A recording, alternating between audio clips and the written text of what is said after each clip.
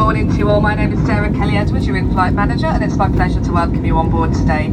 A special welcome to those of you returning from our executive club and those of you joining us from our One World Alliance partners. May I remind you to keep your seatbelts fastened whenever you are seated, and they must remain securely fastened when the seatbelt signs are on. As you will see, we are going through a lot of turbulence due to the wind, so please do remain with your seatbelt fastened when the signs are on. The captain will switch them off only when he feels it's safe to do so. When opening the overhead lockers, take care as items may have moved and could fall out, causing injury. As a reminder, smoking, including e-cigarettes, vaping and the use of all other smoking devices is not permitted at any time whilst on board. This includes the toilets, which are fitted with sensitive smoke detectors.